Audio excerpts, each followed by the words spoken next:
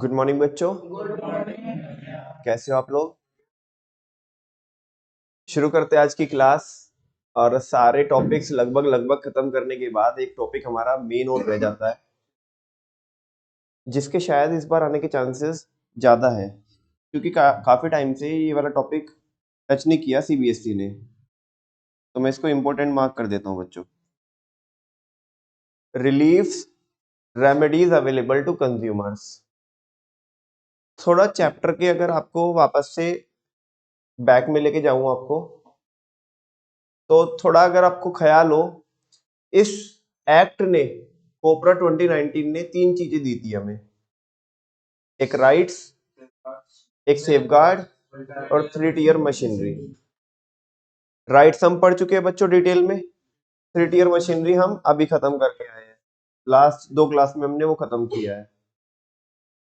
एक एक टॉपिक बचता है सेफगार्ड, यानी कि रिलीफ या सॉल्यूशन आप बोल सकते हो, रेमेडीज आप बोल सकते हो, जो एक कंज्यूमर को अवेलेबल हो सकती है। ठीक है ना? कल के रिवीजन में भी आप एक लाइन जो मैंने पूरे मेन बैच में नहीं बोली, लेकिन रिवीजन में बोल रखी है वो लाइन, कि एक्ट ने हमें राइट दिए, एक्ट ने हमें राइट दिए, और एक्ट ने 3 टियर मशीनरी के बारे में बात की। किसके बारे में बात की? 3 टियर मशीनरी के बारे में बात की, है ना? और सेफगार्ड के बारे में बात करी। राइट दे दिए, ठीक है, राइट दे दिए, ठीक है, सेफगार्ड दिए, ठीक है, लेकिन वो सेफगार्ड देगा कौन? 3 टियर मशीनरी। वही तो जजमेंट में सुनाएगी ना, डिस्ट्रिक्ट कमीशन, स्टेट कमीशन और national commission.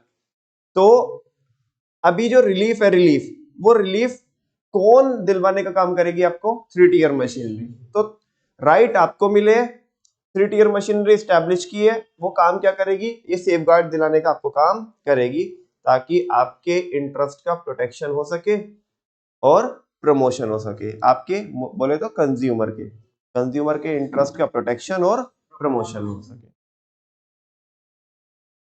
One by one करके देखते बच्चों, कौन कौन से रिलीफ हमारे पास अवेलेबल होते हैं। आमतौर पर आपको ऐसे लगता है कि 3 रिलीफ अवेलेबल होते हैं हमारे पास, जो हमने पहले भी देखे। भाई अगर कोई दिक्कत है तो रिपेयर करके दे दे प्रोडक्ट को, ठीक है ना? अभी अगर और ज्यादा दिक्कत है तो क्या करके दे दे? रिप्लेस करके दे दे, यानी कि एक्सचेंज कर दे। और अगर इससे ज्यादा और दिक्कत है तो हमारा रिफंड कर दे भाई, ठीक है?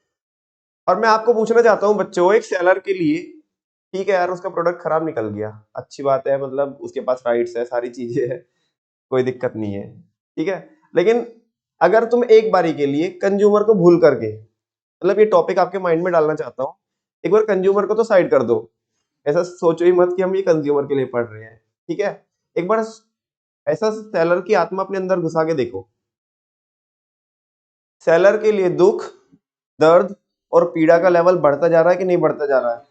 जैसे वो क्या कह रहा है, पहले तो कह रहा है रिपेयर कर दे, चलो वहां तक तो ठीक है कि रिपेयर कर दे, एक टाका हटा हुआ है, लगा के दे देंगे, लगा दियो भैया, इसको करके दे दो, इसे जल्दी निकालो इसे इधर। वो कह रहा है ना, रिपेयर नहीं करना, रिप्लेस करके दो। आप मुझे बताओ, अगर मैं सेलर हूं तो मेरी दुख, दर्द, पीड़ा का लेवल बढ़ेगा कि नहीं बढ़ेगा? हाँ जी, चलो ठीक है, हम राजी हो गए, हम राजी हो गए क्या करने के लिए? एक्सचेंज करने के लिए, रिप्लेस करने के लिए। तो भाई साहब ना, रिफंड दे दो जी बस, अब तो मन चेंज हो गया। मुझे बताओ, एक सेलर के ऊपर कितना, ऐसा अगर मैं अपनी लोकल लैंग्वेज में बोलूं, कितना जोर पड़ेगा, है ना? पैसा वापस करते हुए कितना दिल पे पत्थर रख के पैसा वापस देता है, क्योंकि क्योंकि इसने पहले मेहनत की है। क्या की है? पहले मेहनत की है। समझ में आ रही है? तो आप देख रहे होंगे बच्चों, दुख, दर्द और पीड़ा का लेवल बढ़ता जा रहा है, बढ़ता जा रहा है, बढ़ता जा रहा है। और ये मैंने अभी आपको 3 रिलीफ बताए जो कंज्यूमर को मिलते हैं, या ऐसे बोलो कि 3 ऐसे कार्यक्रम जो बस ये मान लो कि सेलर ने बस अपने मन पे ही या दिल पे पत्थर रख लिया। और ये जो कार्यक्रम है, ये 7 स्टेप तक जाएगा। कहां तक जाएगा? और हर एक स्टेप में जो दर्द है, उसकी जो इंटेंसिटी है, वो बढ़ती जाएगी। किसके लिए? सेलर के लिए। जैसे मैं आपको चौथा, पांचवा, छठा, सातवां पॉइंट पढ़ाऊंगा तो आपको लगेगा चलो यार 3 तक तो ठीक था, ये तो रीजनेबल था। चौथा, पांचवा, छठा, सातवां तो है वही, चिपका दिए उसके ऊपर। ठीक है, चलो। अब बच्चों ये जो रिलीफ्स है, इन रिलीफ्स के अंदर 1 दर्जन पॉइंट है पूरे। कितने हैं? उनको मैं 2 पार्ट में डिवाइड कर देता हूँ। नमन भैया बाद में बता देना, पहले पढ़ा दो ना। पहले अगर पढ़ा दूंगा और बाद में फिर वो बताऊंगा तो फिर थोड़ा सा कहीं ना कहीं एक कम्युनिकेशन गैप मुझे ऐसा लगता है कि इस टॉपिक में रह सकता है, तो इसलिए पहले क्लैरिफाई कर दूं। रेमेडीज जो अवेलेबल है कंज्यूमर को वो 1 दर्जन है, पूरी 12। ठीक है ना। उनको हम 2 पार्ट में क्या कर देते हैं, डिवाइड कर देते हैं। एक तो मॉनेटरी में और एक नॉन मॉनेटरी में। आपको जैसे मैंने आपको बताया कि जो शुरू वाले जो 3 है, कहीं ना कहीं उसमें उसका पैसा लगेगा भाई, रिपेयर करने में, रिप्लेस करने में, उसे रिफंड करने में, तो कहीं ना कहीं मनी की इन्वॉल्वमेंट हो रही है। ऐसा एक्ट में नहीं बताया, मैं बस अपने मन से बता रहा हूँ, शायद ये मेरा तरीका हो सकता है किसी चीज को बस आपको समझाने का। ठीक है ना। तो बच्चों शुरू के आप 7 पॉइंट देखेंगे, तो 1 2 3 4 5 6 7, ये 7 पॉइंट, इनको आप एक पार्ट में डिवाइड करेंगे जिनको हम बोलेंगे मॉनेटरी, मॉनेटरी रेमेडीज। ठीक है जी। आगे के 5 पॉइंट और हैं, आप देखो, इनको मैं सेकंड पार्ट में डिवाइड कर देता हूँ, इनको बोलता हूँ नॉन मॉनेटरी।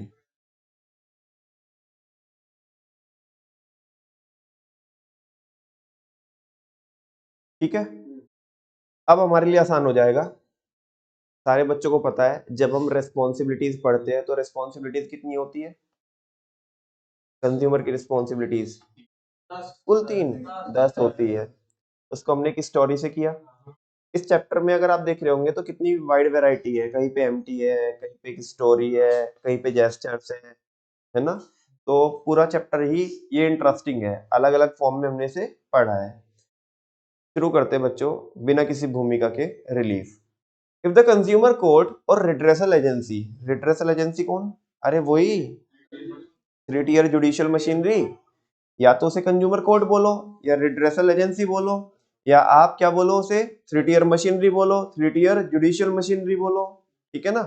वो कह रहे हैं कि कंज्यूमर कोर्ट या रिड्रेसल एजेंसी अगर सेटिस्फाई है, माने वो जो प्रेसिडेंट है किसमें, तीनों में ही, जिसका भी केस है वो अगर सेटिस्फाई है with the genuineness of the complain, कि हाँ भाई ये जो कंज्यूमर ने कंप्लेन की है ये जेन्युइन है, it can grant one or more of the following relief to the aggrieved party.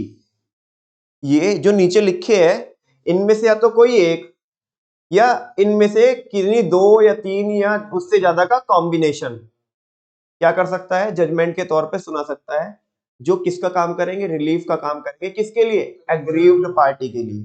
अभी यहाँ पे वर्ड कंज्यूमर नहीं यूज किया, वर्ड क्या यूज किया, एग्रीव्ड पार्टी। एग्रीव्ड पार्टी कौन, जिसके साथ गलत हुआ है वो एग्रीव्ड पार्टी है ना। वो कंज्यूमर ही होगा एग्रीव्ड पार्टी, क्योंकि केस तो कौन ही करेगा, कंज्यूमर ही करेगा। सेलर तो केस कर ही नहीं सकता बिकॉज सेलर कंज्यूमर है ही नहीं है, सारे बच्चों को पता है। उसे तो किसकी डेफिनेशन से बाहर कर दिया, कंज्यूमर की डेफिनेशन से बाहर कर दिया, क्योंकि वो तो कमर्शियल पर्पस के लिए। हालांकि उसका एक एक्सेप्शन है, आज मैं उसकी बात नहीं कर रहा। पहला क्या बोल सकती है court, to remove the defect in goods or deficiency in service. भाई जो गुड में डिफेक्ट है वो रिमूव कर दे, और जो सर्विस में तूने क्या की है, कमी की है, डेफिशिएंसी की है, वो पूरा कर। वो कह रहे हैं, बच्चे कह रहे हैं कि नमन भैया आपने कॉन्सेप्ट नहीं पढ़ा है। कोर्ट ने बोल दिया है जी नमन जी काहे टेंशन ले रहे हो आप, ठीक है कर दो इसे, पूरा कर दो, एक क्लास एक्स्ट्रा लगा करके। हालांकि मेरे ऊपर तो केस ही नहीं हो सकता मैं तो स्कोप से बाहर हूँ, लेकिन फिर भी मैं अपने ऊपर एग्जांपल लेके बता रहा हूँ। अरे हमें कहाँ टेंशन लेने वाली बात है, बच्चे परेशान हो रहे हैं, एक टॉपिक छूटा हुआ है तो करा दो पूरा, करा दी, बात खत्म हो गई। हाँ जी। वो कहते हैं, हम बोले कि आप परमिशन दो साहब, तो इधर ही करा देते हैं ठीक है ना। 2-4 बच्चे जिनको प्रॉब्लम है उन्हें सामने वाले विटनेस बॉक्स में खड़े करो, इधर वाले में हम आ जाते हैं, बाकी जनता को सामने बिठाओ, अभी करा देते हैं। To remove the defect in goods or deficiency in service, एक बात। ठीक है। नेक्स्ट ये पॉसिबल नहीं है मेरे केस में, to replace the defective product with a new non defective product. कह रहे हैं कि रिप्लेस कर दो जी, किसको, डिफेक्टिव प्रोडक्ट को with a new non defective product. ये डिफेक्ट वाला भाई अब हमें नहीं चाहिए ये प्रोडक्ट, तुम हमें दूसरा ही दे दो ना, तुम्हें क्या प्रॉब्लम है, दूसरा दे दो, तुम्हारा तो जब तुम कह रहे हो कि इसमें कोई दिक्कत नहीं है, तुम्हारा तो ये भी बिक जाएगा, तो कोई बात नहीं, दूसरा दे दो हमें, ठीक है ना। To replace the defective product with a new non defective, और नया जो दोगे वो नॉन डिफेक्टिव, कभी पता चले फिर ये कार्यक्रम दोबारा चलाना पड़े, ठीक है ना। नेक्स्ट है, नहीं हमें नहीं चाहिए, बस हमारा मन बदल गया, तो रिफंड द प्राइस, हमारा प्राइस जो हमने पे किया है वो पैसा वापस कर दो हमारा, हम तो कहीं और से ले लेंगे, या नहीं हमारे घर पे रखा मिल गया, ठीक है ना। फॉर द प्रोडक्ट और the charges paid for the services, जो आपने सर्विसेज के लिए क्या दिए, चार्जेस दिए, वो क्या कर दो हमारे, रिफंड कर दो। 3 बातें।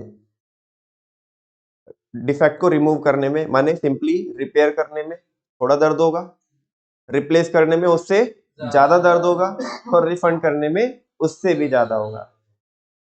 मजे की बात तो चौथे पॉइंट से चालू होगी, वो कह रहा है टू पे रीजनेबल कॉम्पनसेशन, कह रहा है कि रिफंड तो दो मेरा, लेकिन हमें प्रॉब्लम हुई है इस प्रोडक्ट से, ये जो आपने प्रेशर कुकर दिया ना, हाँ, और इसने हम वो आंटी बोल रही है कि इसने हमारी जो रसोई है ना वो रसोई खराब कर दी है, ठीक है। हमारे बहुत सारी क्रॉकरी रखी हुई थी वो खराब हो गई, इवन हमारी लाइफ को डेंजर पहुंचा, है ना।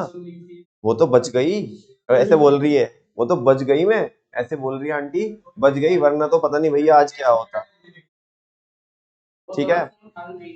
हाँ जी, ये हमारे बच्चों को खाना बना के कौन देता, ऐसे ऐसे, अब वो बेचारा सैलरी भी डर गया, ठीक है ना। तो भाई कॉम्पनसेशन डिमांड करने का अलग ही तरीका है, टू पे रीजनेबल कॉम्पनसेशन, एक रीजन, ऐसे नहीं अनाप शनाप कुछ भी मांगोगे वो कोर्ट अनाउंस करेगी, टू पे रीजनेबल कॉम्पनसेशन। अच्छा एक बात बताओ, जैसे कोर्ट ने अनाउंस कर दिया कि भाई सेलर ने इतना कॉम्पनसेशन देना है, अब सेलर को लग रहा है कि भाई मेरे साथ गलत हो रहा है, ये तो सही बात नहीं है, ये कहीं ना कहीं चीजें सही से निकल के नहीं आई, लेकिन जजमेंट आ गया, तो अब अपील करना चाहता है, तो जो इन्होंने कॉम्पनसेशन अनाउंस किया है ना, मान लिया डिस्ट्रिक्ट कमीशन ने किया है, तो क्या कीजिएगा अपील करने के लिए, वेरी गुड, उस कॉम्पनसेशन अमाउंट का 50% आपको एटलीस्ट क्या करना पड़ेगा, जमा कराना पड़ेगा अपील करने के लिए, ठीक है ना। टू पे रीजनेबल कॉम्पनसेशन फॉर लॉस और इंजरी, जो आपको लॉस हुआ है, नुकसान हुआ है, या कोई इंजरी हुई है suffered by the consumer, consumer ने जो सफर करनी पड़ी है due to the negligence of the opposite party, किसके नेग्लिजेंस की वजह से, ऑपोजिट पार्टी कौन है यहाँ पे, सेलर, ठीक है ना। तो उसके लिए अब क्या दो, रीजनेबल कॉम्पनसेशन। यार चलो 3 बातें तो सही थी, है ना, 3 बातें तो सही थी, लेकिन यार अभी तो फालतू में ही आन पड़ी ना कोई भी चीज हमारे ऊपर, फालतू की लाइबिलिटी चिपक गई हमारे ऊपर, कॉम्पनसेशन देना पड़ा, मुझे पता कॉम्पनसेशन देने में, है ना, और दुख होगा उसको या नहीं होगा, और ज्यादा होगा। यार ठीक है, तू जितने पैसे देके गया था, चल यार तू अपने लेके वो जा वापस, और कह रहे नहीं नहीं नहीं नहीं, साथ में क्या भी चाहिए, कॉम्पनसेशन भी चाहिए, ठीक है ना, बात समझ में आ रही है। अच्छा इतना तो ठीक था, अभी कोर्ट ने बोला ये तूने गलत किया है, तो तेरे ऊपर हम क्या लगाएंगे, पनिशमेंट चार्जेस लगाएंगे, क्या लगाएंगे, ताकि आगे तू कभी जिंदगी में ये काम ना करे, ठीक है ना। To pay punitive damages in appropriate circumstances, court को जो सही लगता है, जिन स्थितियों में सही लगता है, उसके ऊपर वैसे क्या लगाए जाएंगे, पनिशमेंट चार्जेस या पनिटिव चार्जेस जिन्हें बोलते हैं वो लगाए जाएंगे। यार ये तो बिना फालतू में हो गया। हाँ जी, सबसे पहले बोल दो जल्दी से, 5 पॉइंट बता चुका हूं मैं आपको। सबसे पहले हाँ, रिमूव द डिफेक्ट मतलब रिपेयर भी बोल सकते हो सिंपल, दूसरा रिप्लेसमेंट ऑफ द प्रोडक्ट, तीसरा रिफंड। पहले तो आर होगी, ठीक है ना, रिपेयर, रिप्लेस और रिफंड, उसके बाद रीजनेबल कॉम्पनसेशन, बिल्कुल ठीक है ना, और उसके नेक्स्ट फिर पनिटिव डैमेजेस, ठीक है ना, ताकि आप ये फ्यूचर में ना करो। अब ध्यान से सुनो बच्चों, नेक्स्ट पॉइंट तो और भी अच्छा है, टू पे एनी अमाउंट, कोई भी एक अमाउंट पे कर दो जो कितने से कम नहीं होनी चाहिए, not less than 5% of the value of defective goods और डेफिशिएंट सर्विसेज प्रोवाइडेड, जितने भी वैल्यू के गुड्स और सर्विसेज है कम से कम उसका 5% कोर्ट अनाउंस कर सकती है कि आपको देना पड़ेगा, टू बी क्रेडिटेड, कहां पे जमा कराना पड़ेगा वो, to the consumer welfare fund, किसमें जमा कराना पड़ेगा, अरे जा रहे हो क्या तुम कोर्ट से, ऐसा जा रहे हो क्या, कोई बात नहीं, 5% कम से कम पैसा इधर भी जमा कराते जाओ, इधर भी हमने एक कटोरा सामने कर दिया किसके, सेलर के, इधर भी डालते जा बेटा, ये इतना कार्यक्रम चलाते हैं, ये जो गवर्नमेंट सुनो ना, जो गवर्नमेंट इतनी सैलरीज दे रही है जजेस को, प्रेसिडेंट को, अदर मेंबर को, ये सारी प्रोसीडिंग चल रही है कंज्यूमर के हित में, गवर्नमेंट काम कर रही है, लॉ बना रही है और वो जागो ग्राहक जागो के कैंपेन चला रही है, उन सबका खर्चा भी तो कहीं से आना चाहिए ना। तो गवर्नमेंट ने एक फंड बनाया हुआ है, कंज्यूमर वेलफेयर फंड। इस फंड का मकसद ये है कि इसमें जो आया हुआ पैसा होता है वो पैसा कंज्यूमर के प्रोटेक्शन के लिए और प्रमोशन के लिए क्या किया जाता है, यूज किया जाता है। तो जा रहा है क्या तू, 5% इसमें भी डालता जा, ठीक है ना, जहां तेरे पे इतने चार्जेस वार्जेस लगे हैं इसमें भी डालता जा। कह रहे यार ये अलग ही मतलब यार कोई लेवल तो होता है, ये अलग ही बिना फालतू में लगा रहे हो, ठीक है ना। अब क्या है कि कानून है तो कह रहे हैं कि टू पे एनी अमाउंट, कोई भी अमाउंट, और 5% तो कम से कम है, 5 से ज्यादा भी अनाउंस कर सकती है, वो कोर्ट क्या करेगी, एडजुडिकेट करेगी, है ना। कोर्ट जो एडजुडिकेट करेगी, जो फाइनल करेगी, जो नक्की करेगी, वो देना पड़ेगा कम, लेकिन कोर्ट 5% से कम नहीं बोलेगी, है ना। ऐसे कोई भीख कोई मांग रहे, खैरात कोई मांग रहे तुम्हारे से, तुमने क्या की है, प्रॉब्लम क्रिएट की है, गलती की है, कंज्यूमर के साथ क्या किया है, चीटिंग की है, तो खैरात नहीं मांग रहे, 5% इज्जत के साथ इधर जमा करा दो कम से कम।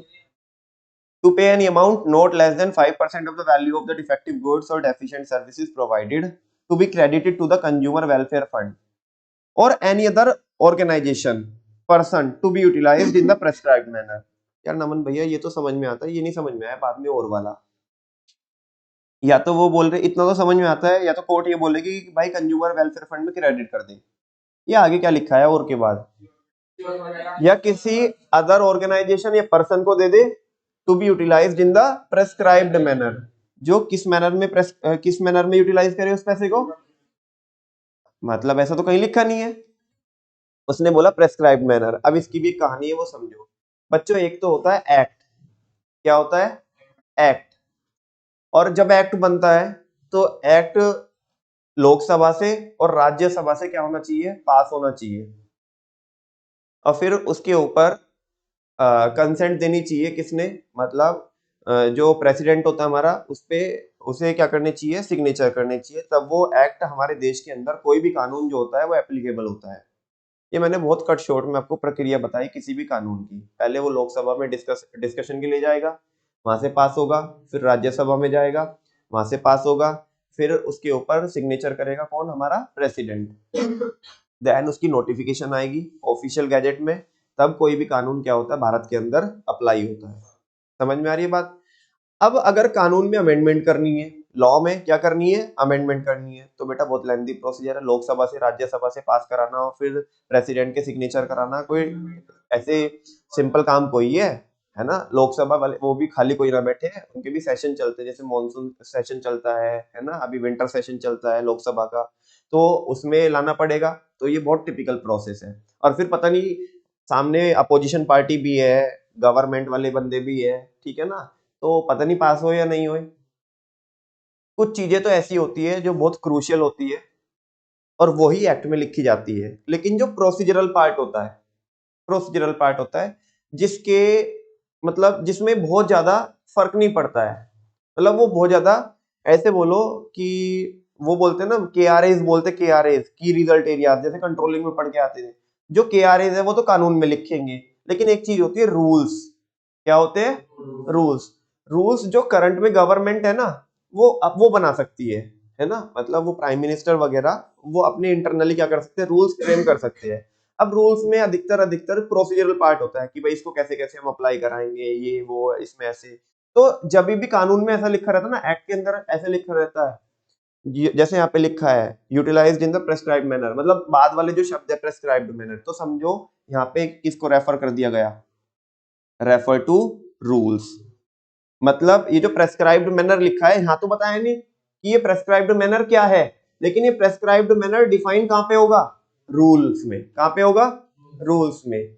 और ये रूल्स कौन बनाती है, गवर्नमेंट बनाती है। भैया वो भी तो गवर्नमेंट ही बनाती है ना, कानून भी तो, एक्ट भी तो गवर्नमेंट बनाती है बेटा, वहां पे पार्टिसिपेशन सबका होता है, वहां पे पार्टिसिपेशन जो अपोजिशन होती है उनका भी होता है, राज्यसभा का भी होता है, प्रेसिडेंट का भी होता है। इधर केवल किसका झंझट नहीं है, इधर मोदी जी चाहे वो हो सकता है रूल्स में। और रूल्स में बहुत ज्यादा क्रूशियल चीजें नहीं होती, प्रोसीजरल पार्ट होता है। जैसे उसने बोला कि मैं बताता हूँ कोर्ट, अब ये पूरा बताता हूँ, पूरा सेंटेंस का मतलब क्या है। वो कह रहे कि 5% या तो कोर्ट अनाउंस करेगी किसमें जमा कराना आपको, कंज्यूमर वेलफेयर फंड में, या कोर्ट ऐसा अनाउंस कर देगी, जजमेंट में ऐसा सुना देगी, और एनी अदर ऑर्गेनाइजेशन, या भाई तुम ये अक्षिता एक ऑर्गेनाइजेशन चलाती है, कंज्यूमर ऑर्गेनाइजेशन चलाती है, तुम इनको दे दो, ये बहुत अच्छा काम करती है कंज्यूमर के हित में, कंज्यूमर के फेवर में, तो इनको पैसों की, ये एनजीओ है। कौन है?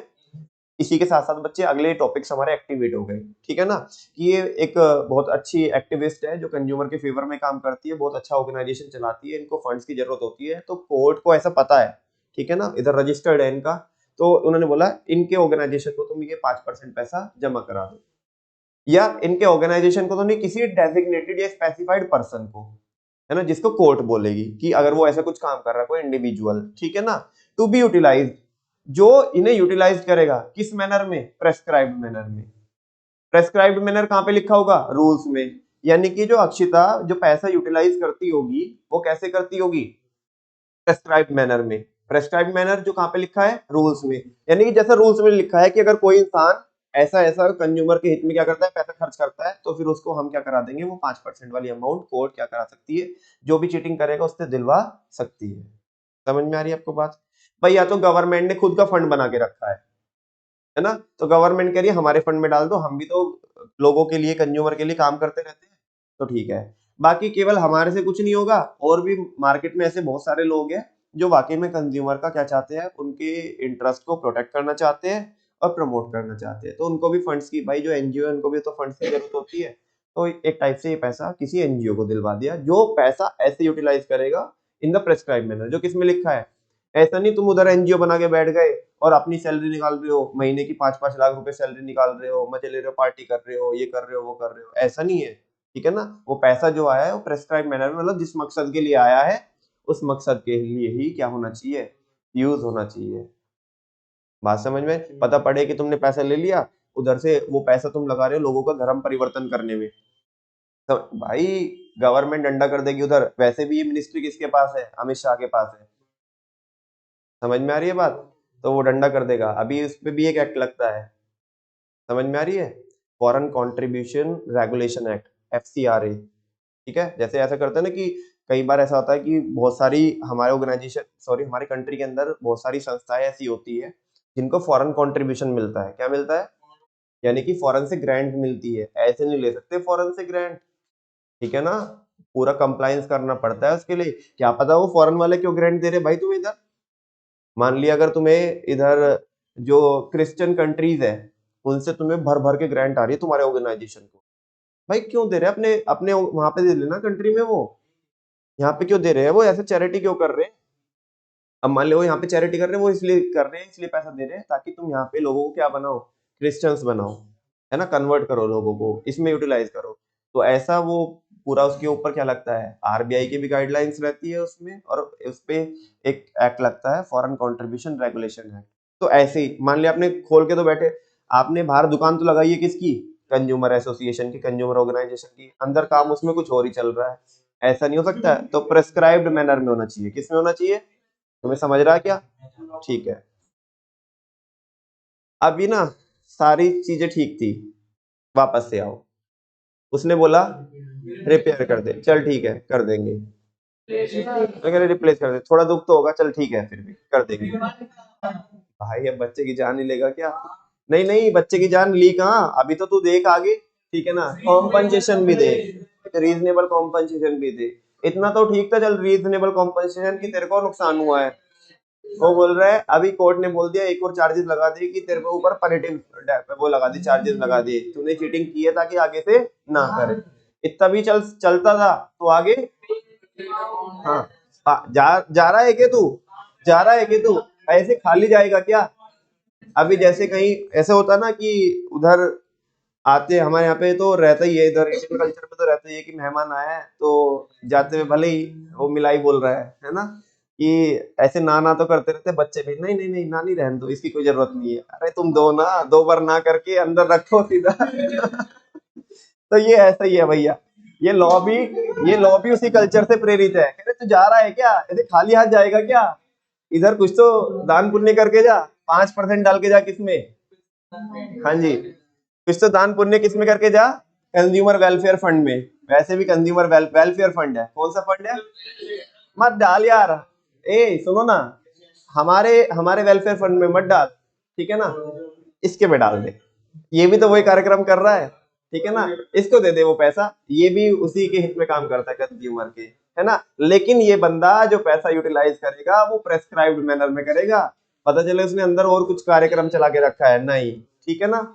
अच्छा सुनो, वो कह रहा है, अरे सुन लो ना, हाँ जी, वो कह रहा है यार चल ठीक है जा तो रहा है, अब वो कौन कह रहा है, कंज्यूमर कह रहा है यार तू ऐसे जा रहा है मुझे अच्छा नहीं लग रहा है, मेरा एक खर्चा वर्चा लगा है क्या करने में, वकील को करने में, ठीक है ना, उधर से आने में, ऐसे तारीखों पे आने में, और ये सारा इतना ज्यादा मेरी कोस्ट वोस्ट लग गई, कोर्ट को बोल रहा है ए मालिक साहब दिलाओ ना इससे, ये भी दिला दो इतना जा रहा है ना, ये सब कुछ दान पुण्य करके जा रहा है, तुमने अपने में भी डलवा लिया 5%, थोड़ा अपना भी ख्याल रखो, मेरा भी 50,000 का खर्चा लगा है, देखो ये वकील साहब बोल रहे हैं, देख रहे प्लीज, ये कह रहे दे दो प्लीज दे दो मेरी फीस दे दो, है ना। अब हाँ, भगवान तुम्हें खुश रखेगा, आगे से धंधा तुम्हारा और चलेगा। सुनो, जा रहे हो ना, टू पे एडिक्वेट कॉस्ट, जो सफिशिएंट कॉस्ट है, to the appropriate party, appropriate party यहाँ पे कौन ही होगी, जो अपोजिट पार्टी, ठीक है ना, सेलर।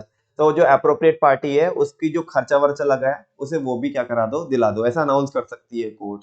समझ में है, कह रहे ये सही है भाई, वकील तूने किया, दिक्कत तुझे थी, खर्चा मेरे से निकलवा लिया, चीटिंग तो तूने की थी ना, वैसा। बच्चों ऐसे करके हमारे 7 पॉइंट हो जाते हैं, आप बैक टू बैक चिपक के बता सकते हो। चलो जी, मैं स्क्रीन से हटा दूं, बोलो, रिपेयर करने का, रिप्लेस करने का, रिफंड करने का, कॉम्पनसेशन देने का, और बढ़ाओ जो अभी इसे दर्द नहीं हुआ, और बोलो, उसे क्या करने का, पनिटिव डैमेजेस दिलवाने का उससे, ठीक है, फिर हाँ जी, उससे 5% किस में डलवाने का, कंज्यूमर वेलफेयर फंड में डलवाने का। Next, adequate cost to the appropriate party, उसको उससे पे कराने का, समझ में आ रही है ना, अरे कॉस्ट पे कराने का, किसको, किसको पे कराने का, एप्रोप्रिएट पार्टी। और वो कॉस्ट भी ऐसे नहीं, वो बोल रही थी 10 लाख रुपए लग गए खर्चे में, लगे 50,000 रुपए, भाई यहाँ पे भी कमीशन मारेगा क्या, ऐसा नहीं है, ठीक है ना। वैसे कर देते हैं लोग, वकील को बोल देते हैं भैया एक काम करना, बिलिंग ज्यादा की बनाना, अपनी फीस की बिलिंग ज्यादा बनाना, जीएसटी जो तुम लगाओगे अपनी सर्विसेज पे वो हम दे देंगे, बिल ज्यादा की, 50,000 की फीस है, 5 लाख का बिल बनाना, भैया तुम्हारी भी वैल्यू बढ़ेगी कि इधर बहुत भारी वकील है ना, देंगे 50,000 रुपए आपको, और जो 5 लाख पे आपने जीएसटी लगाया, लगभग लगभग 20% मान लो, 1 लाख रुपए वो अलग से दे देंगे, 50,000 तुम्हारी फीस, 1.5 लाख दे देंगे, 5 लाख प्लस जीएसटी आएगा वो, ठीक है यार, वो हम ले लेंगे, तो हो जाता है ऐसे। नेक्स्ट बच्चों, ये तो थे मॉनेटरी, ये तो एक टाइप से मॉनेटरी रेमेडी थी, जहां पे आप देख रहे होगे कहीं ना कहीं पैसा इन्वॉल्व है, क्या हो रहा है, पैसा इन्वॉल्व है भाई, लास्ट तक जाते जाते उससे हमने क्या कराई, एडिक्वेट कॉस्ट रिकवर कराई, जो एप्रोप्रिएट पार्टी की लगी है। लेकिन अब तुम देखो, अब कोर्ट बोल रहे हैं ठीक है, वो कह रहे जी अब तो जाऊं बस, जो 7 जो रेमेडीज अवेलेबल कराई कंज्यूमर को, जरूरी नहीं है कि 7 के साथ हो, उनमें से कोई 1 2 सारी भी हो सकती है, ठीक है ना। अच्छा, वो कह रहे जी बस अब तो जाऊं, अब तो कोई मैटर सब सॉल्व हो गया, कह रहे रुक रुक अभी सुन के जा अभी, ठीक है ना।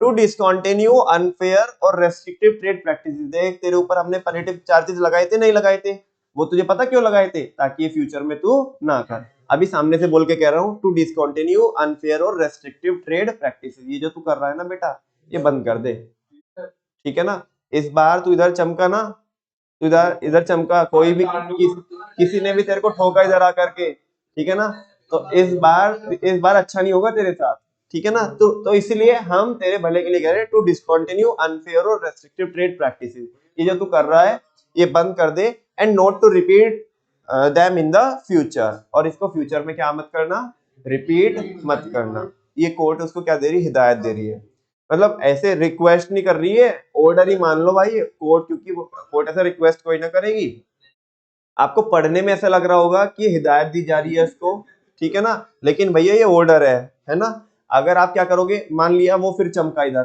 किसी ने आके फिर उसे घसीटा कोर्ट में, समझ में आ रही है ना, तो ऐसा कोर्ट को पता क्या होगा, ये कोर्ट की आपने क्या की है, तौहीन की है, क्या की है, इसे बोलते हैं लॉ की लैंग्वेज में कंटेम्प्ट ऑफ कोर्ट, क्या बोलते हैं।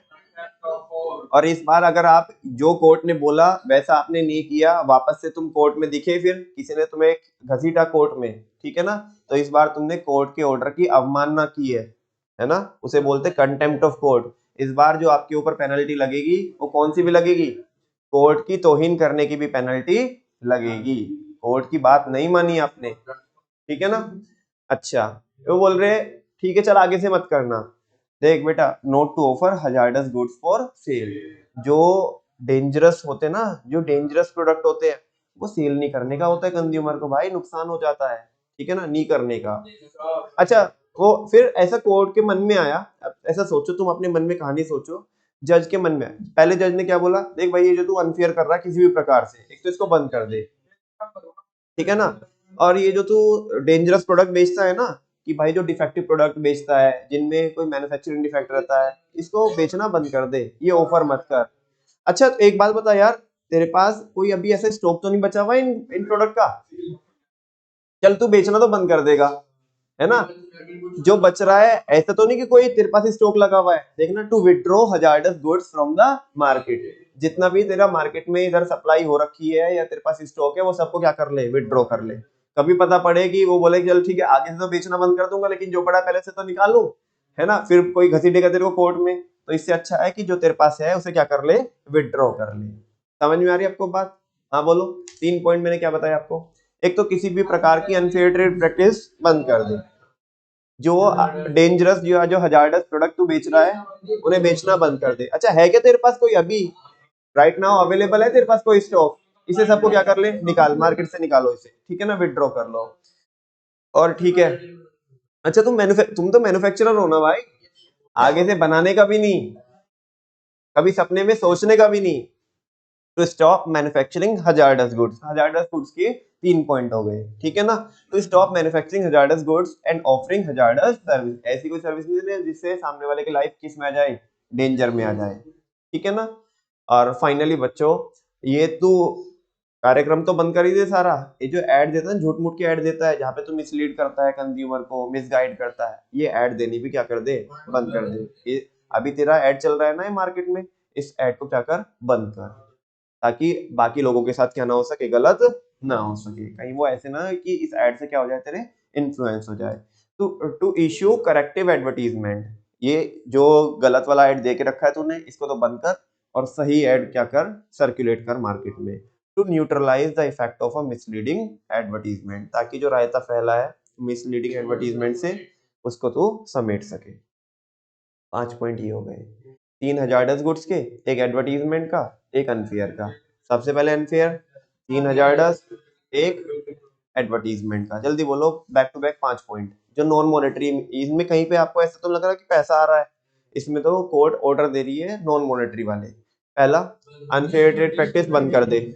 दूसरा, हजार्डस गुड्स ऑफर नहीं करने का, जो है उसे विड्रॉ करने का। तो मैन्युफैक्चरर है क्या, नहीं बनाने का, आगे से हाँ मैन्युफैक्चरिंग ही बंद कर दे तो इनकी, ठीक है ना, 4 पॉइंट। और ये जो तूने एडवर्टीजमेंट दे के रखा है ना, ये एडवर्टीजमेंट भी हटा, अब एक करेक्टिव एडवर्टीजमेंट क्या कर, इशू कर, ताकि सारी चीजें क्या हो सके, न्यूट्रलाइज हो सके। मुझे बताओ 12 पॉइंट अब बैक टू बैक बोलोगे। चलो जी। वो रोता रोता आया, कौन, अब पूरा नहीं, अच्छे थे। कौन रोता रोता आया, कंज्यूमर। किसके सामने रो रहा है, कोर्ट के सामने रो रहा है। कैसे रो रहा है, सर इसने मेरे साथ क्या किया है, गलत किया है, इसने मेरे साथ गलत किया है। तो कोर्ट क्या बोल दिया, अरे कहाँ टेंशन लेता है, हम है ना, तू क्यों चिंता करता है, हाँ जी, तू क्यों चिंता करता है, हम तो है ना, चल भाई क्या करके दे रहे, रिपेयर करके दे। नहीं नहीं नहीं, मेरे को रिपेयर नहीं करानी है, मेरे को तो क्या कराना है, मेरे को तो रिप्लेस कराना है, इसको बोलो कि ये मेरे को दूसरा प्रोडक्ट दे, है ना, रिप्लेस करके दे, चल भाई ऐसा कर, ठीक है ना। इसको फिर फिर वो ऐसा जज बोल रहा है कि काहे रिप्लेस क्या करा था, रिफंड करा दे, है ना, चल रिफंड करा ले।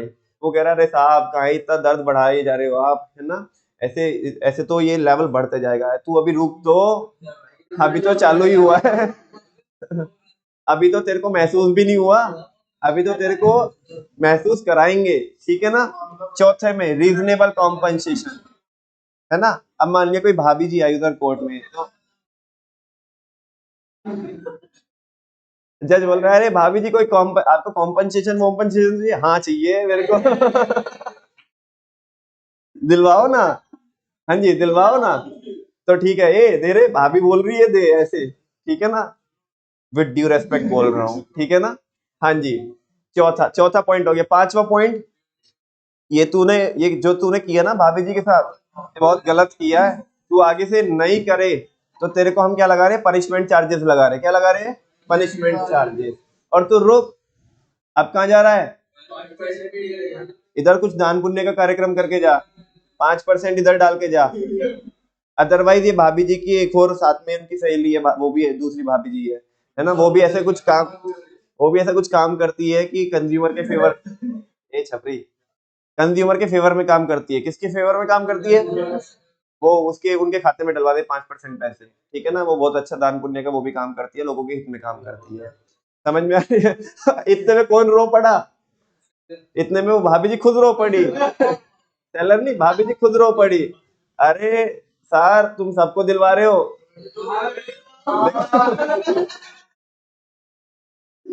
ठीक है ना। ये देखो, ये वकील साहब बोल रहे हैं, ये वकील साहब बोल रहे हैं थोड़ा हमारा भी ख्याल करने का, ऐसा हमारी जेब से पैसा जाएगा, अच्छा नहीं लगेगा। ये जा तो रहे, तो दान पुण्य का कार्यक्रम करके जा रहे, तो ये भी एडिक्वेट कॉस्ट भी हमारी क्या करा दो, रिकवर करवा दो। ठीक है ना। भाई साहब कितने का बिल हुआ आपका? 50,000। ए 5 का बोलना। ठीक है ना, बना दो बिल विद जीएसटी, करा दो। ठीक है ना, इधर बिल बना के इधर कोर्ट को दे दो आप, ये बाकी क्या करा देंगे, रिकवरी करवा देंगे। ठीक है भाई, बस इससे ज्यादा दर्द मत दो अब, ठीक है ना।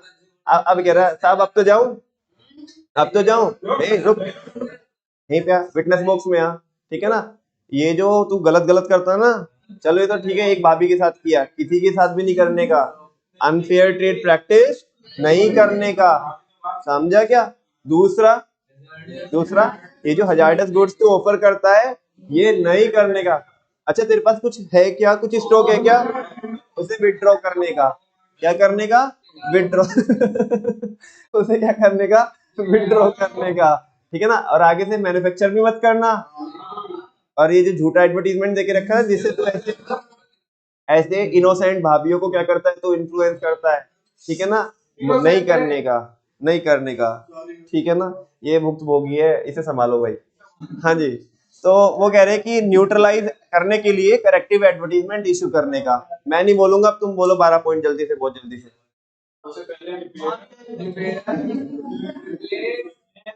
ऐसे कहानी के साथ नहीं, ऐसे डायरेक्टली बोल दो बस, जैसे वो बोल रहा है।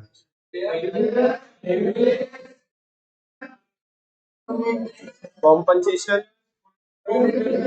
डैमेजेस, 5% वाला पॉइंट, वो भाभी रो पड़ी, पोस्ट रिकवर करवा दो, अनफेयर बंद करने का, हजार्डस ऑफर नहीं करने का, कुछ है तो विड्रॉ करने का, मैन्युफैक्चर नहीं करने का, और एडवर्टीजमेंट करेक्टिव इशू करने का। कंज्यूमर की 10 रेस्पॉन्सिबिलिटी बताओ। घर से जाएंगे अवेयर ऑफ, जाके मांगेंगे स्टैंडर्डाइज, फिर लेबल चेक करेंगे, रिस्क और बेनिफिट पता पड़ जाएंगे, फिर फेयर डील मिल रही है कि नहीं मिल रही है ये चेक करेंगे, हम भी ऑनेस्ट है या नहीं है वो देखेंगे, बिल मांग लेंगे, कैश मेमो हो गया। घर पे आके क्या हुआ, प्रोडक्ट गलत निकल गया तो कंप्लेन फाइल करो, चाहे भले ही अमाउंट, फिर क्या, हम नहीं कर पा रहे हैं, इतनी हिम्मत नहीं आ पा रही हमारे में, कंज्यूमर एसोसिएशन बनाओ, और 10वां पॉइंट, एनवायरनमेंट की रेस्पेक्ट करो। बात समझ में आती है? कोई डाउट तो नहीं है बच्चों? हाँ जी। अभी देखो आगे जो नेक्स्ट टॉपिक है उसको करने का तो ऐसा टाइम बचा नहीं है, लेकिन अभी तक मैं आपको, है ना, स्क्रीन को करके बिल्कुल वाइट, अभी मैं आपको इस चैप्टर का फ्लो आपको अगले 5-6 मिनट में जस्ट ऊपर ऊपर से ये ऐसे रिकॉल कराता हूँ कि आपको वो आता भी कि नहीं आता ये चैप्टर। ठीक है ना। हाँ जी, चलो जैसे कि भाई साहब बोल रहे कि पहले तो इंट्रोडक्शन, फिर ऑब्जेक्टिव ऑफ कंज्यूमर प्रोटेक्शन। बहुत, रुको रुको, बिल्कुल बिल्कुल नटशेल में बात करो। ऑब्जेक्टिव ऑफ कंज्यूमर प्रोटेक्शन 3 शब्दों में बात करो, अनफेयर ट्रेड प्रैक्टिसेस को अवॉइड करा जा सके, है ना, या इसको दूसरे शब्दों में बोल सकते हैं, कंज्यूमर के इंटरेस्ट को प्रोटेक्ट और प्रमोट किया जा सके। चलो जब कंज्यूमर के इंटरेस्ट को प्रोटेक्ट और प्रमोट करने की बात आई है तो इसका मीनिंग भी बता दो। Consumer protection means protecting and promoting the interest of consumer through speedy and inexpensive redressal of their grievances. इसके बाद हमने टॉपिक पढ़ा इंपॉर्टेंस ऑफ कंज्यूमर प्रोटेक्शन। ठीक है ना। कंज्यूमर के पॉइंट ऑफ व्यू से और बिजनेसमैन के पॉइंट ऑफ व्यू से। टेबल एम्प्टी बताने का, I LRR is justified by government. अंदर हेडिंग और कंटेंट याद आ रहा है कुछ? चलो उसके नेक्स्ट टॉपिक क्या है बच्चों? Consumer protection act 2019। इसका स्कोप ये हर जगह लगता है, including the UT of J&K and Ladakh, ठीक है ना, चाहे ऑर्गेनाइजेशन छोटा हो, हाँ जी, चाहे ऑनलाइन हो, चाहे ट्रेडिंग वाले हो, चाहे मैन्युफैक्चरिंग वाले हो, चाहे सोल प्रोप्राइटरशिप हो, चाहे पार्टनरशिप हो, चाहे हिंदू अनडिवाइडेड फैमिली हो, जॉइंट स्टॉक कंपनी हो, जॉइंट वेंचर हो, पीएसयू, तो कुछ भी हो सब पे लगेगा। बहुत वाइड स्कोप है इसका, ठीक है ना। अच्छा, इस एक्ट ने अपने अपने को तीन चीजें दी है, राइट्स, सेफगार्ड जो अभी पढ़े हमने, मशीनरी। इसके बाद बात करते हैं राइट्स की। एमटी बोलो केवल, HC raise the issue of consumer right. इसके बाद नेक्स्ट टॉपिक क्या था बच्चों? Consumer responsibility. अभी तुमने 10 पॉइंट बोले बिल्कुल अभी के अभी, ठीक है ना। कंज्यूमर रेस्पॉन्सिबिलिटी के बाद बच्चों ways and means of consumer protection. कोई कुछ नहीं बोलेगा, केवल एक्शन कीजिएगा। बोलने का नहीं है।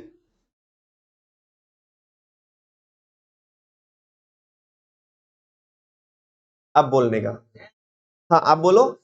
Self regulation by business association, consumer awareness, consumer association और फाइनली गवर्नमेंट, ठीक है ना। वेज एंड मीन्स के बाद मीनिंग ऑफ कंज्यूमर। अरे वाह, ये तो काफी दिन हो गए, आज तो बुलवा ही देता हूँ, ठीक है ना। Any person who buy goods for consideration in which the consideration has been paid or promised or partly paid and partly promised or under any scheme of deferred payment। Very good, very good, very good. ऐसी ही class में चाहता हूँ। अरे वाह, कमाल है भैया, कमाल है, कमाल है। हाँ जी, हाँ जी, बिल्कुल। Next next next, it also include any user of such goods who uses such goods with the approval of buyer. However, it does not include any person who obtain goods for resale or any commercial। Same for services बोलेंगे क्या आप? any person who hires or avails any services for consideration in which the consideration has been paid or promised or partly paid and partly promised or under any scheme of deferred payment। It also include any beneficiary of services who avail such services with the approval of hirer। However, it does not include any person who avails services for any commercial purpose, because resale यहाँ पे नहीं आएगा। Very good, बहुत अच्छे से आपने बताया consumer के डेफिनेशन गुड्स के लिए और सर्विसेज के लिए। उसके नेक्स्ट बच्चों मैंने आपको वो कुछ पॉइंटर्स बताए थे जहाँ पे केस स्टडी वाले पॉइंटर्स की बात की थी, विदाउट कंसिडरेशन, कमर्शियल पर्पस वगैरह वगैरह, वो विदाउट अप्रूवल, वो सारी चीजें। फिर मैंने आपको 4 पॉइंट बताए, है ना। 4 पॉइंट कौन कौन? पेशेंट जो गवर्नमेंट हॉस्पिटल में ट्रीटमेंट कराता है, भले ही वो टैक्स देता है, कंज्यूमर नहीं है। एक क्लाइंट किसका? एडवोकेट का। तीसरा एक स्टूडेंट प्राइवेट ट्यूटर का। और चौथा एक क्या बोला है कुछ भी, टेनेंट, ठीक है ना, किराएदार। किराएदार वो कंज्यूमर नहीं है। वेरी गुड, बहुत अच्छे से आप बहुत उम्दा खेल रहे हो। उसके नेक्स्ट, हाँ जी, अंदानी खेल रहे हो, बहुत अच्छा खेल रहे हो, ठीक है ना। हाँ, who can file a complain. अरे वाह, who can file a complain. इसका भी थोड़ा फ्लो देख लेते हैं, मुझे ऐसा लगता है कि कहीं ना कहीं माइंड से स्किप नहीं होना चाहिए वो, ठीक है ना। चलो, सबसे पहले दिक्कत किसे है? कंज्यूमर को दिक्कत है तो वो कंप्लेन फाइल करेगा, हाँ जी। फिर उसके बाद अब उसका अगर कंज्यूमर ही नहीं है तो उसका लीगल हायर करेगा, है ना, लीगल हायर और लीगल रिप्रेजेंटेटिव। फिर ठीक है, फिर उसके बाद कंज्यूमर एसोसिएशन, फिर वन और, हाँ हाँ बिल्कुल। फिर वो कह रहा है कि मेरे में भाई इतनी हिम्मत नहीं है। फिर वो कह रहा है कि जब मेरे में हिम्मत नहीं है तो भाई देखो कुछ मोहल्ले पड़ोस वालों को देखो, one or more consumer on behalf of numerous consumer. इसे क्या बोलते हैं? क्लास एक्शन भी बोलते हैं एक टाइप से, ठीक है ना। नेक्स्ट क्या है बच्चों? अभी वो कह रहे हैं ठीक है यार, जान दे, कोई बात नहीं, दिक्कत नहीं है। अब क्या है? Consumer association. एक मेरे ख्याल ऐसा लगता है वो माइनर वाला पॉइंट तुमने एडजस्ट कराया था बीच में, वो छूट गया। इसके बाद है वो, किसके बाद है वो? सेकंड पे एडजस्ट कराया था ना, या थर्ड पे कराया था? इसको देख लेते हैं यार। सेकंड पे वन और मोर है, फर्स्ट पे कंज्यूमर, सेकंड पे हमने बोला माइनर वाला रह गया सेकंड पे, ठीक है ना, ये नहीं बोला हमने। और थर्ड पे आ गया बच्चों लीगल हायर, वो हमने सेकंड पे बोला था। फोर्थ में one or more consumer, fifth में वॉलंटरी कंज्यूमर एसोसिएशन जो उस टाइम पे रजिस्टर्ड हो, जो लॉ चल रहा है उस टाइम पे, और छठा जो आपकी सेंट्रल अथॉरिटी सीसीपीए, और फिर सीजी और एसडी। चलो क्या चीज, हाँ जी, सबसे पहले कौन करेगा, कंज्यूमर। और फिर कंज्यूमर अगर माइनर है तो उसके पेरेंट और लीगल गार्डियन उसके, ठीक है ना, 2 पॉइंट हो गए। तीसरा, अगर कंज्यूमर ही नहीं रहा तो उसका लीगल हायर और लीगल रिप्रेजेंटेटिव। अभी अब वो बेचारा वो लीगल हायर छोटा मोटा कोई बच्चा हो सकता है, वो कह रहा है ए अंकल आओ ना तुम, है ना, one or more consumer on behalf of numerous consumer, वो कह रहे हो तू जाबे टाइम पास मत कर। अब वो किसको देखेगा, कंज्यूमर जो रजिस्टर्ड है ना, registered under any law for the time being in force, जो उस टाइम पे कोई लॉ चल रहा है उसमें रजिस्टर्ड है, ठीक है ना। 5 पॉइंट हो गए, 7 पॉइंट है। छठा क्या है, अब वो उधर से भी बात नहीं बनी तो वो सेंट्रल अथॉरिटी के पास जाके रोया, उसका नाम बोल दो जल्दी से, नाम बोलो, ये नाम बोलो ना, CCPA, central consumer protection council, sorry authority, हाँ जी, central consumer protection authority CCPA. And last वहां से भी बात नहीं बनती है तो पब्लिक इंटरेस्ट में सीजी और एसडी करेगी, है ना। किसके खिलाफ कंप्लेन हो सकती है, अब भैया अभी यही तो बताया हमने, ये क्या बताया था अभी आपने, कौन कंप्लेन कर सकता है, यानी कि कंप्लेनेंट कौन हो सकता है, ठीक है ना। लेकिन किसके खिलाफ कंप्लेन की जा सकती है, सेलर, मैन्युफैक्चरर और डीलर, सर्विस प्रोवाइडर जो डिफेक्टिव प्रोडक्ट मतलब डिफेक्टिव गुड्स और सर्विसेज में क्या कर रहा है, डील कर रहा है। और डिफेक्ट का मतलब भी उसने वहां पे बताया है कि उसमें कमी हुई, तो ज्यादा कुछ वो नहीं है, छोड़ो। नेक्स्ट क्या है बच्चों, हाँ जी, नेक्स्ट टॉपिक क्या था उसके बाद, 3 टियर जुडिशियल मशीनरी। ये पूरा हमने पूरा देखा था, कल पे देखा था बहुत डिटेल में। और 3 टियर जुडिशियल मशीनरी के बाद आज हमने क्या देखा, रिलीफ देखे, क्या देखे, यानी कि सेफगार्ड या रेमेडीज आप बोल सकते हो। और ये पूरी 1 दर्जन है, कितनी है, इस चैप्टर में 2 कहानी है, एक जेस्चर है, और एमटी कितनी है, एमटी कितनी है, आइस, LRR is justified by government, और कौन है, HC raise the issue of consumer right, कौन कौन, बस 3 ही तो है, एमटी तो 3 है, 3 एमटी, 2 कहानी, एक जेस्चर, 3 2 1, ठीक है ना, 3 2 1। मतलब कोई बोले ना, ए कंज्यूमर प्रोटेक्शन का रिवीजन करो, 3 2 1, भारत माता की जय, तुझे क्या पता, हमें पता है 3 2 1 क्या होता है। सारे टॉपिक मेजरली कवर हो जाते हैं, किसको छोड़ करके, वो जुडिशियल मशीनरी को छोड़ करके, 3 टियर जुडिशियल मशीनरी को छोड़, ठीक है ना बच्चों। आज इतना ही एजेंडा था हमारा, और कल की क्लास में तो ये चैप्टर को हम वाइंड अप कर ही देंगे, कल को भी देख लेंगे। कल कितने बजे बोलते सारे बच्चे, 7 से 9, या 9 वाले में भी कोई दिक्कत नहीं है, 7 से 9 ही है, चलो। Role of consumer organisation and non government organisation, क्योंकि कल लेंथी क्लास करने का कोई मतलब नहीं है, ये छोटा सा टॉपिक है, 20 मिनट में ही हो जाएगा। और मुश्किल से 10 मिनट इसमें भी नहीं लगी, 5 मिनट लगेगी इसमें, तो 20 कितना बोला मैंने, 20 और 5 25 मान लो, और बाकी टाइम इसमें लगेगा, इसमें लगेगा बस कल का टॉपिक जो थोड़ा टाइम लगेगा, इसमें भी 20 मिनट से फालतू नहीं लगेगा, 1 घंटे में हो जाएगा। ये एक केस लॉ ऐड किया है इन्होंने, कंज्यूमर प्रोटेक्शन वाले चैप्टर में एक केस लॉ ऐड किया है इन्होंने। हाँ ये नहीं, लास्ट टाइम भी पढ़ाया था मैंने, वैसे तो उसके पिछले वाले टाइम पे भी पढ़ाया था, लेकिन बहुत सारे बच्चे से अनजान रहते हैं इस केस लॉ से, कभी कभी मुझे मतलब अभी तक पूछा नहीं है, तो पूछने के चांसेस हो भी सकते हैं। और वैसे भी पता होना चाहिए, क्योंकि ये थोड़ा हम एटीएम वाली जो ट्रांजेक्शन होती है, कहीं ना कहीं हम उनसे प्रैक्टिकली डेली लाइफ में हम डील करते हैं।